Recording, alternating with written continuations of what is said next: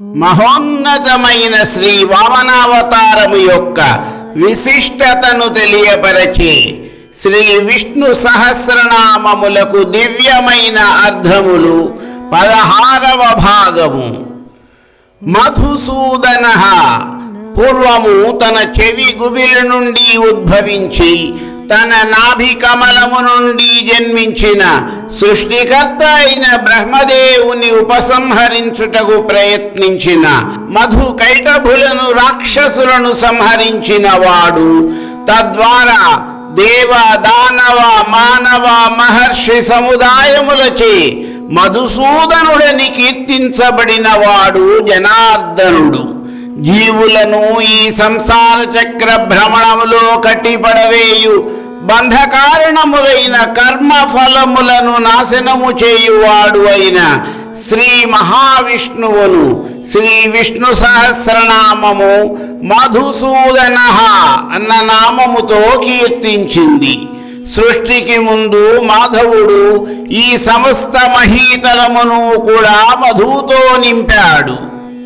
మధువును చిలికే మాధవి అయిన వసుంధర అతనికి ప్రియురాలు. మంగళదేవత అయిన మాదేవి అనగా మహాలక్ష్మి అతనికి ఇల్లాలు. అటు భూదేవికి ఇటు శ్రీదేవికి కూడా ప్రీతిని కూర్చే భగవానుడైన మాధవుడు మధువులోని మాధుర్యమును స్వీకరిస్తాడు, దానిలోని మాంద్యమును నిషేధిస్తాడు. కనుక ఆయనకు మధుసూదన అన్న నామము సార్థకమైనది.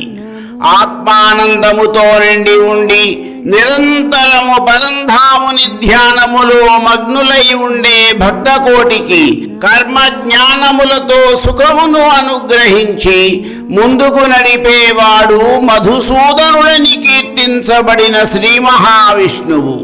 తైత్తిరీయ ఉపనిషత్తు మధుసూదన నామము జీవాత్మ పరమాత్మల ఏకత్వమును సూచించుచున్నదని వివరించింది.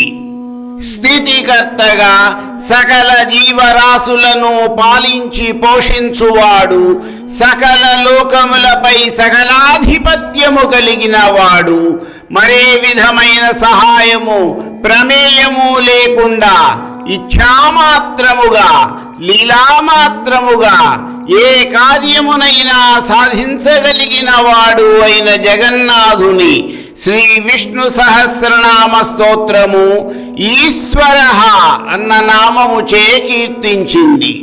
ఈశ్వర శబ్దములో ఈ అను అక్షరము లక్ష్మీదేవిని, స్వ అనున్నది వాయువును సూచించున్నటచే అటు లక్ష్మీదేవితోనూ ఇటు వాయువుతో కూడి ప్రకాశించువాడు అన్న అర్థము కూడా కలుగుచున్నది.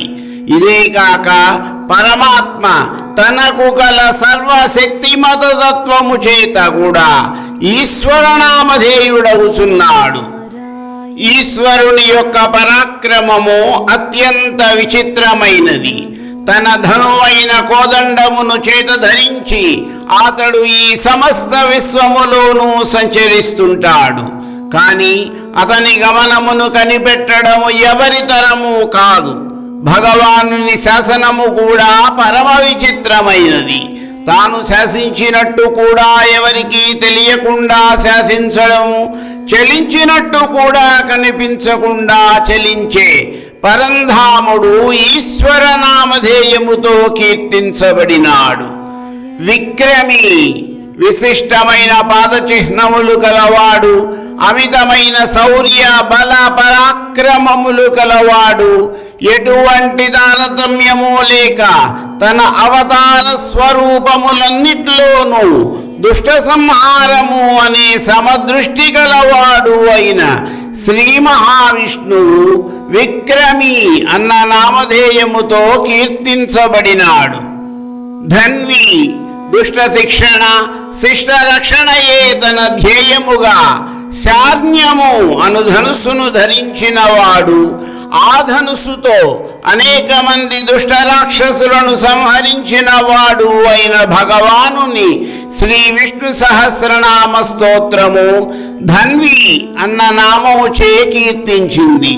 రామశస్త్రభృతామహం అన్న భగవంతుని యొక్క వచనానుసారము ధనుర్ధరుడు కనుక ధన్వీయను సార్థక నామధేయుడైనాడు.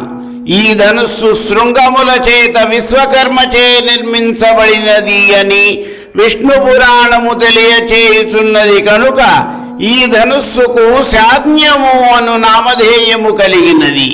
ఈ శార్ఞ్యము అను ఆయుధమును శ్రీ విష్ణు పంచాయుధ స్తోత్రము ఈ విధముగా స్తుతించింది. యజ్ఞానినాద శ్రవణాత్ సురాణాం చేతాంసి నిర్ముక్త భయాని సద్యః భవంతి దైత్యాస నివాణవర్షైః శార్జ్ఞం సదాహం శరణం ప్రపద్యే. శ్రీ మహావిష్ణువు యొక్క ధనుస్సు శబ్దమును వినడము ద్వారా దేవతలు రాక్షసుల భయము నుండి ఉపశమనము పొందుతారు.